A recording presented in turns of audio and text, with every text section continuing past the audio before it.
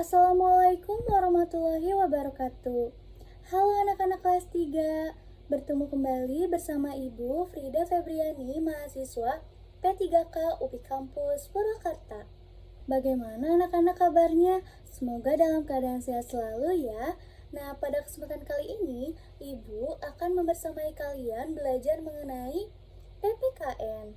Nah, sebelum pembelajaran dimulai, alangkah baiknya kita berdoa terlebih dahulu ya. Berdoa menurut kepercayaan dan agamanya masing-masing. Berdoa dimulai.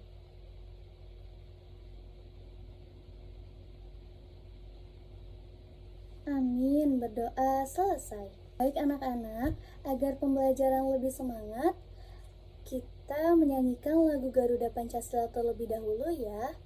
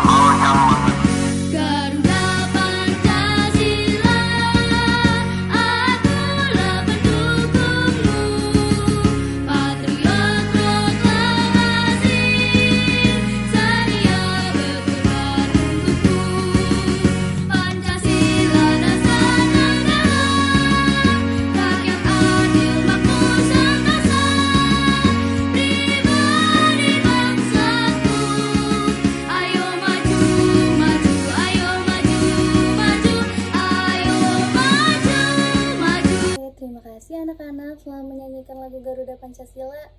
Nah, agar lebih semangat gitu ya, kita tepuk Pancasila terlebih dahulu ya. Tepuk Pancasila.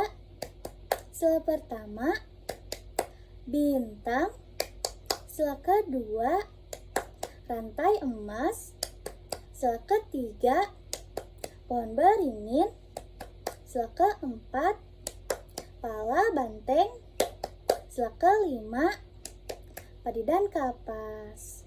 Pembelajaran hari ini kita akan belajar PPKN ya, kelas 3, di mana tema 4, subtema 4, materi pokoknya itu kewajiban dan hakku sebagai warga negara. Nah, adapun tujuan pembelajaran yaitu murid dapat memahami dan mengaitkan serta menganalisis kewajiban dan hak sebagai warga negara terkait di rumah, di sekolah, dan dalam masyarakat. Manusia makhluk sosial. Nah, manusia ini benar ya, manusia makhluk sosial.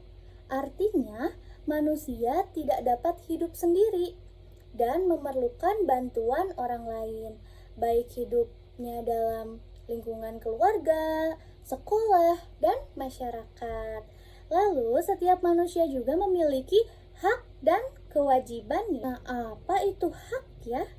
Nah, hak adalah segala sesuatu yang harus diterima atau dimiliki seseorang.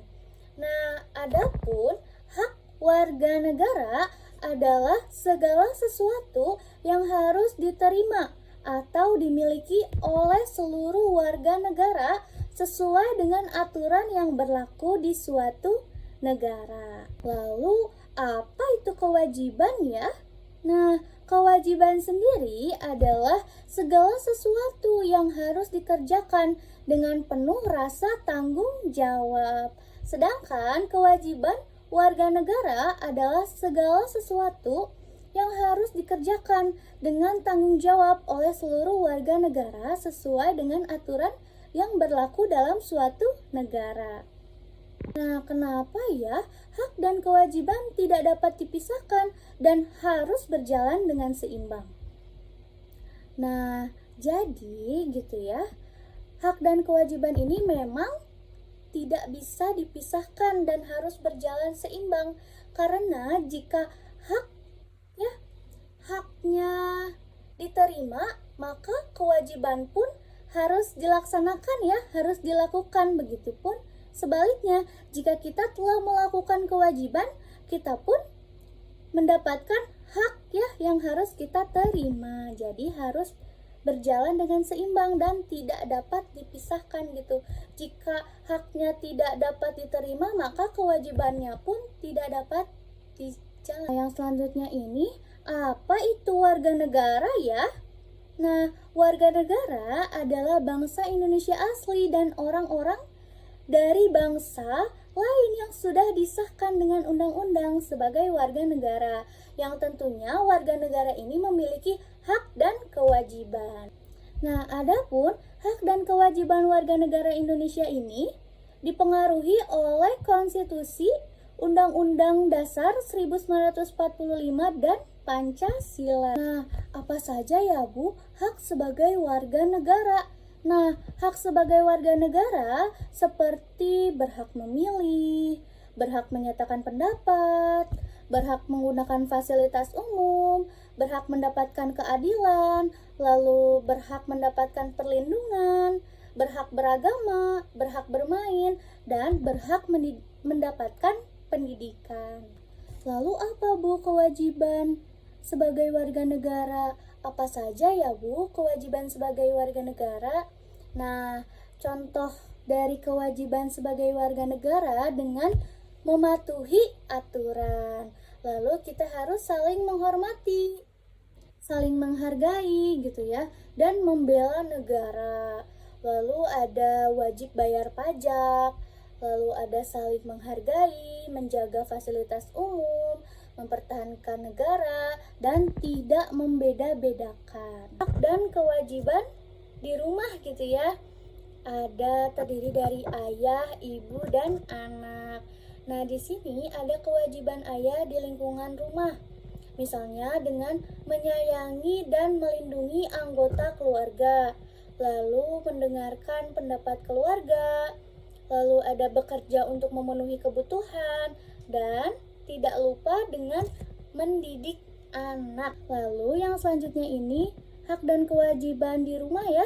Kewajiban dari ibu di lingkungan rumah, yaitu yang pertama dengan menyiapkan makanan bagi keluarga, lalu mendidik anak-anaknya, membersihkan rumah, dan menyayangi keluarganya. Kewajiban dari anak di lingkungan rumah ini, yang pertama itu kita harus rajin belajar gitu ya sebagai anak, dan tidak lupa untuk membantu orang tua dan saling menghormati orang yang lebih tua. Hak anggota keluarga di rumah ya, ada hak ayah di rumah nih. Yang pertama itu dihormati anggota keluarganya. Lalu yang kedua ini didengarkan nasihatnya. Yang ketiga mendapatkan kasih sayang. Yang keempat bisa beristirahat gitu ya. Nah, untuk hak ibu di rumah nih, yang pertama itu disayangi anggota keluarga, yang kedua itu didengar nasihatnya, yang ketiga itu mendapat perlindungan, dan yang keempat juga bisa beristirahat. Nah, ada hak di rumah, hak anak di rumah gitu ya. Yang pertama itu memperoleh makanan bergizi dan sehat tentunya.